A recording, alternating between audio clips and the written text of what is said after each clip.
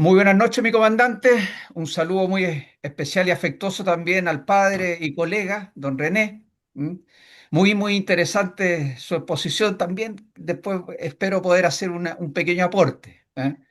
Ahora, el tema que nos convoca hoy día es tratar de analizar este combate de la Concepción, no tanto desde el punto de vista de los balazos y de lo que significó el combate propiamente tal, sino que principalmente cuál fue la enseñanza que nos entregó a los chilenos y a la juventud toda, y principalmente a esa juventud que año a año viste uniforme y que jura a la bandera el día 9 de julio. ¿Mm? Así que desde ese punto de vista vamos a tratar de darle un enfoque distinto. ¿Mm?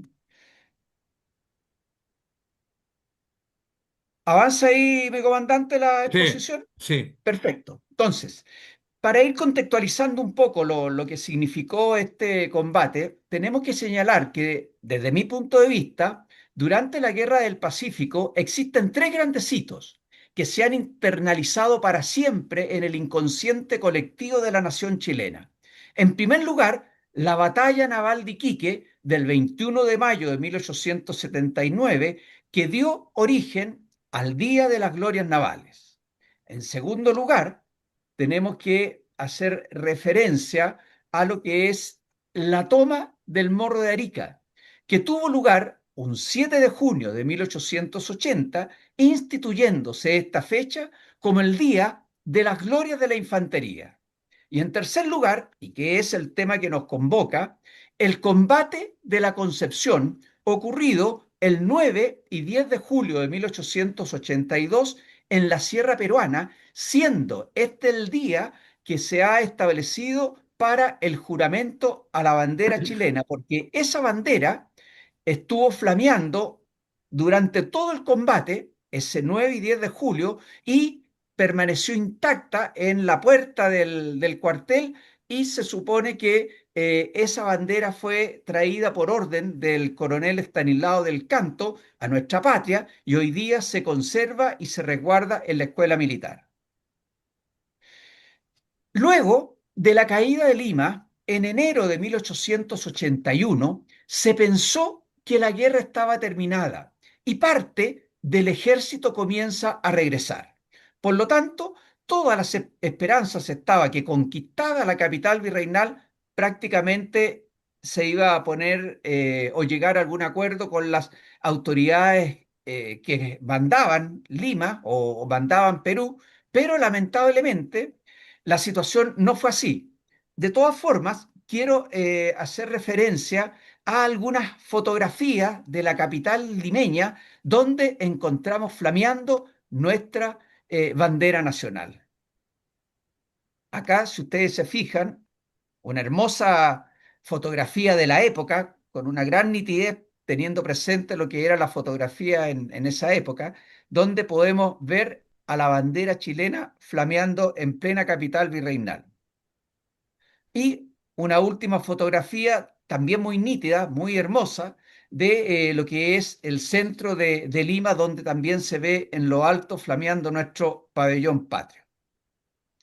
Sin embargo, a pesar de que la esperanza de nuestras autoridades centrales y de nuestras Fuerzas Armadas en términos generales era que se iba a llegar a un acuerdo para poner término a la guerra, dichas esperanzas lamentablemente estaban lejos de concretarse, ya que surge un caudillo peruano llamado Andrés Avelino Cáceres, quien es conocido como el Brujo de los Andes, quien comienza a concentrar tropas, montoneros e indiada en la sierra peruana, manteniéndose, por lo tanto, el estado de beligerancia. Ahí vemos una imagen colorizada de don Andrés Avelino Cáceres, quien merece todo el respeto porque fue un personaje que supo mantener en alto la bandera de su país y la defensa de la patria. ¿Ah? Enemigo nuestro, pero hay que respetar también al enemigo cuando supo luchar con dignidad y valentía. Es en este escenario de esta concentración de tropas y de montoneros e indiada en la Concepción y en la Sierra Peruana donde nosotros vamos a encontrar este combate de la Concepción, reitero, los días 9 y 10 de julio de 1882, hecho que en definitiva demostró el temple y heroísmo sin par de una juventud sana, valiente y orgullosa de su patria y de sus símbolos esenciales, tales como son nuestro himno nacional y nuestra bandera, los cuales representan lo más profundo y valioso de lo que hemos denominado comunidad de destino en lo universal, que es conceptualmente la nación chilena. Para poner término a este estado de beligerancia en la sierra peruana, el nivel central, en conjunto con nuestras Fuerzas Armadas, organiza tres grandes expediciones. La primera, al mando del coronel Ambrosio Letelier, que sale desde Lima el 15 de abril de 1881, pero que fracasa en su objetivo de controlar a estos efectivos militares y montoneras en la sierra. Por lo tanto, al año siguiente se organiza una segunda expedición al mando del coronel Estanislao del Canto, quien en febrero de 1882 toma el mando de esta expedición, avanzando y ocupando los pueblos del valle del río Pantaro, persiguiendo a Cáceres, quien logra huir y escabullirse por unas serranías que él obviamente conocía muy bien. Es en este contexto de la segunda expedición al mando de Estanislao del Canto que se va a producir este combate de la Concepción. Y la tercera expedición, solamente a modo de referencia, es aquella que concluye con lo que vamos a denominar la batalla decisiva, que es la batalla de Huamachuco, donde es derrotado completamente el ejército de Cáceres, y con eso ya Cáceres toma la decisión de buscar alguna fórmula para que se llegue a un tratado, que va a ser en definitiva el Tratado de Ancón, con lo cual se permite que nuestras tropas comiencen a regresar a Chile y se ponga término en definitiva a esta guerra. Ahí también tenemos una imagen colorizada de el coronel Estanislao del Canto. Cabe señalar que las fuerzas chilenas en la sierra se comienzan a desgastar y a sufrir las inclemencias de una geografía hostil a la que no estaban acostumbradas, sufriendo, por lo tanto, todo lo que era la puna y el frío intenso, contenidas inadecuadas que poco a poco se van deteriorando, al igual que las botas y el calzado, con cuyos restos tienen que muchos de estos soldados construir algunas hojotas para poder tener algún calzado dentro de este clima inhóspito, hostil y muy difícil para nuestras tropas. Por otro lado, la alimentación también comienza a escasear, al igual que la logística en términos generales. Todo ello lleva al coronel del Canto a mediados del mes de junio a solicitar el repliegue, por lo cual esta solicitud es aceptada por el mando chileno, principalmente a cargo de don Patricio Lynch, quien ordena en definitiva el regreso a Lima, lo cual se comienza a producir con múltiples enfermos de tifus o viruela. Aquí vemos nosotros una imagen del puente de la Oroya, que tiene una gran importancia en este proceso de repliegue, porque este puente, que ustedes pueden visualizar más o menos lo que son la geografía de esta zona de la sierra, con desfiladeros y alturas desde las cuales las montoneras y las indiadas acostumbraban a tirar piedras que se denominaban galgas, las cuales producían una serie de bajas y tremendas dificultades para nuestras tropas. Este puente de la Oroya, el general Cáceres, cuando se entera por un telegrama que envió el mando chileno al coronel del Canto por las vías normales, sin ningún tipo de encriptación ni clave. Fue rápidamente enviado por los servidores peruanos que manejaban este telégrafo a conocimiento de Cáceres. Por lo tanto, el general Cáceres comienza a organizar las tropas para dificultar este repliegue.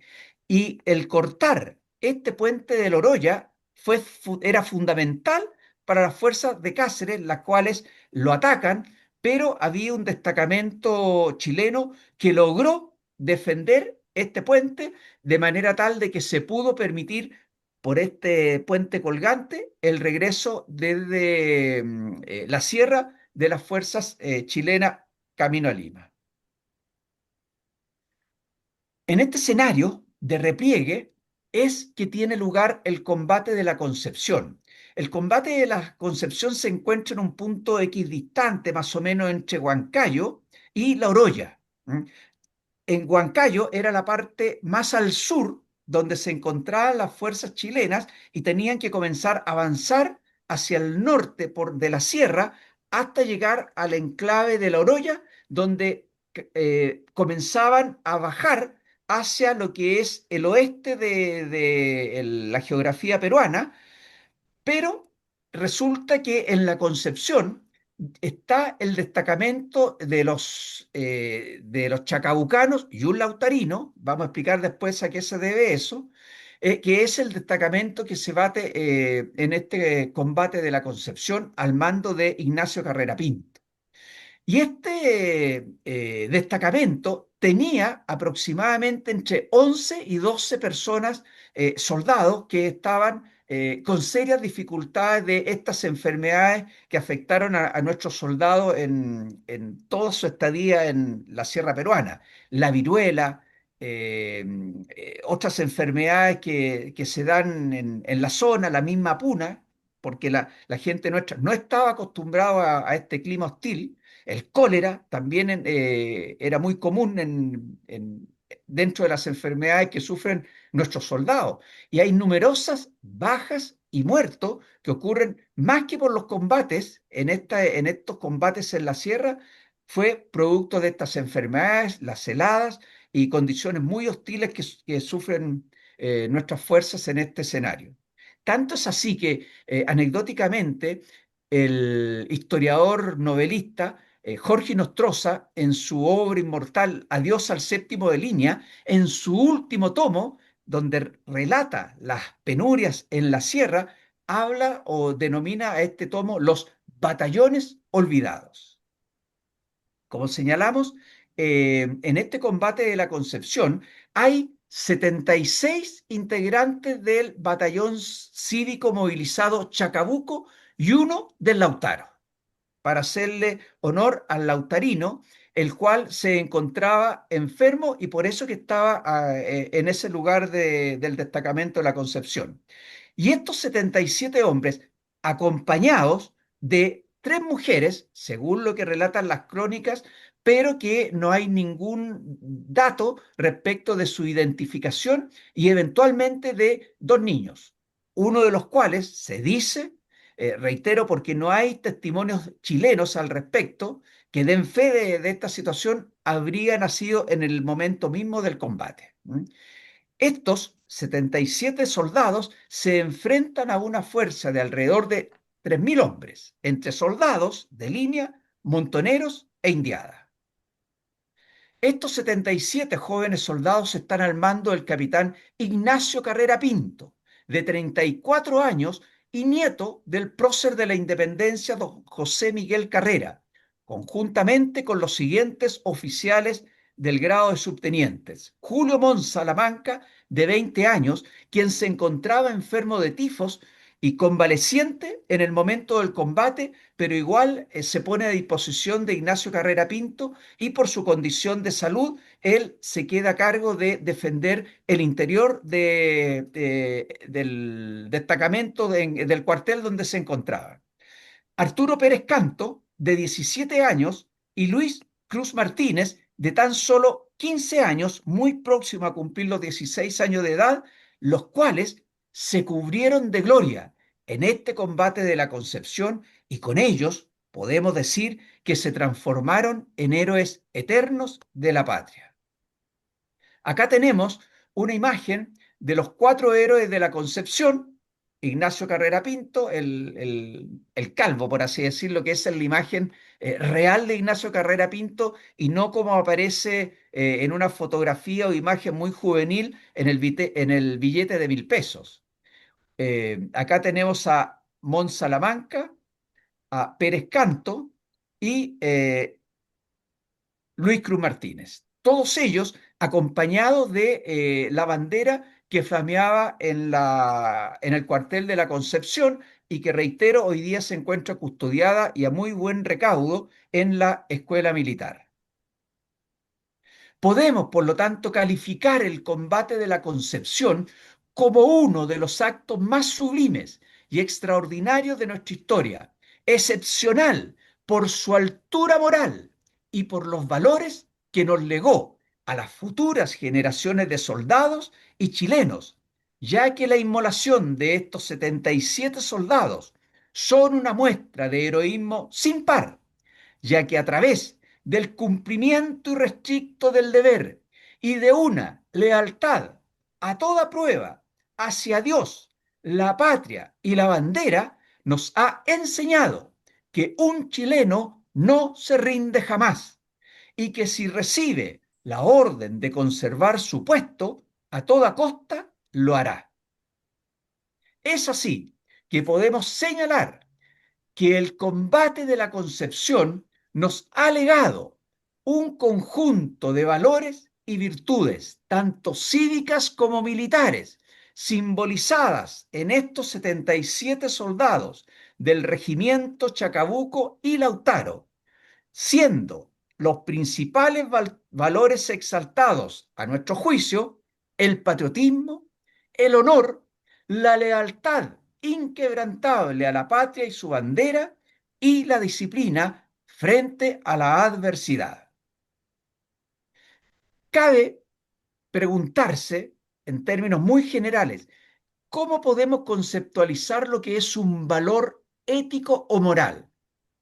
A nuestro juicio, un valor ético o moral es un principio o guía interna que permite a los seres humanos diferenciar entre lo que está bien y lo que está mal.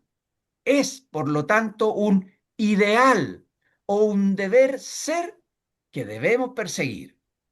Estos valores regulan el comportamiento individual y social para garantizar de este modo la convivencia armónica, el respeto y la dignidad humana. Algunos ejemplos de valor: la lealtad, el amor a la nación y la patria, la defensa de la soberanía, la disciplina dentro de las Fuerzas Armadas, el valor y sacrificio, entre otros. Veamos muy someramente qué valores encontramos nosotros en este combate de la Concepción. En cuanto a la lealtad a la patria, significa rechazar de plano las ofertas de rendición, evidenciando un compromiso absoluto con el país por sobre la propia supervivencia. Es así que, combinado Ignacio Carrera Pinto por Juan Gastó, comandante de las fuerzas peruanas, a la rendición, ante esta solicitud de Gastó, esta fue la respuesta que entregó eh, el capitán Ignacio Carrera Pinto.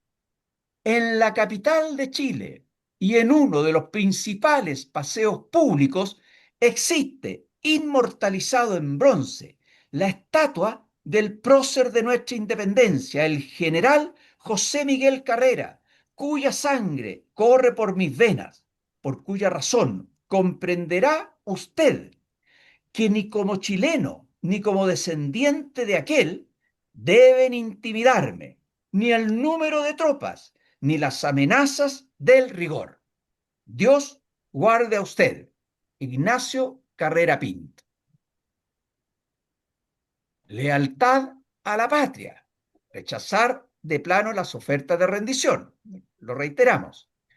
Vemos acá una imagen de Luis Cruz Martínez, quien, con el cuartel ardiendo en llamas y rodeado de una abrumadora mayoría de fuerzas peruanas, tantos jefes, tantos jefes enemigos como algunas mujeres locales instaron a Luis Cruz Martínez a deponer las armas de manera tal de poder salvar su vida.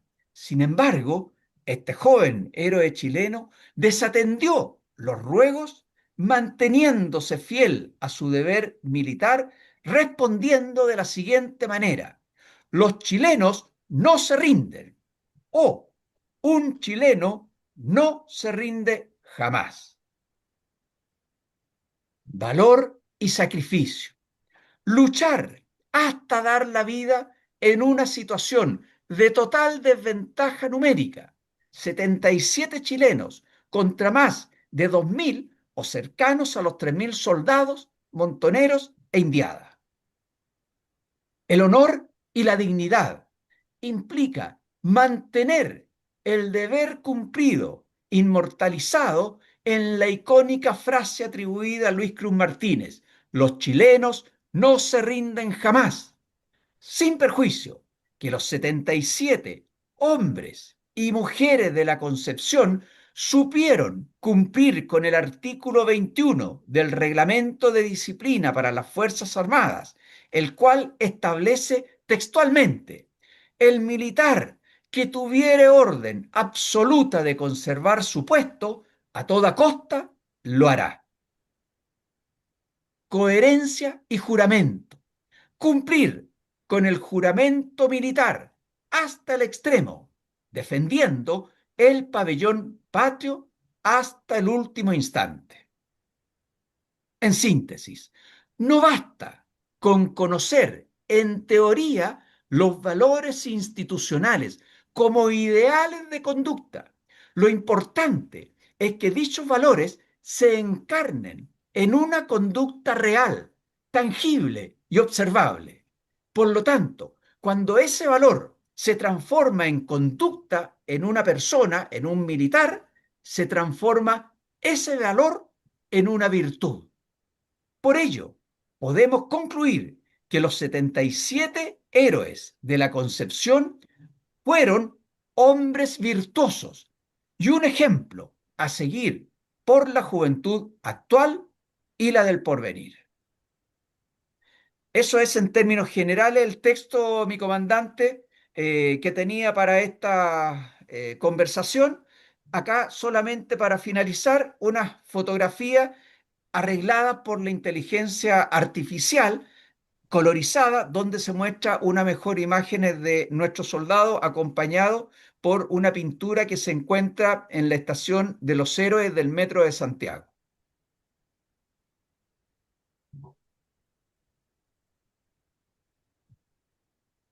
Y aquí, para terminar con las imágenes, en la Catedral Metropolitana se encuentra en el ala a la derecha, ingresando por la catedral, o en el ala norte de la Catedral Metropolitana, un monumento donde se encuentran los corazones de estos 77 jóvenes, perdón, de los 4 oficiales caídos en el combate de la Concepción, y se encuentran en un sector del ala del monumento, por este lado, los nombres de los 77 héroes caídos. ¿M? Y aquí se recuerda, y en cualquier día ustedes pueden pasar, si andan en Santiago, en el área metropolitana, pasar a visitar la Catedral Metropolitana, donde se encuentran los corazones, reitero, de nuestros 4 oficiales héroes de la Concepción. Y más aún, podrían ingresar o seguir avanzando por el mismo ala norte y encontrarse con los cuerpos sepultados de los hermanos Carrera. Está también detrás del altar mayor el cuerpo también del gran ministro Diego Portales, devolviéndose ya por el ala izquierda o sur de la catedral. Se pueden encontrar ahí también con el guaso Buera Savaria, caído en la batalla de Maipú, Y finalmente, en relación con lo que nos comentaba el padre Trincao, pueden entrar a orar a la Virgen del Carmen en la iglesia del Sagrario antes de salir de la Catedral Metropolitana.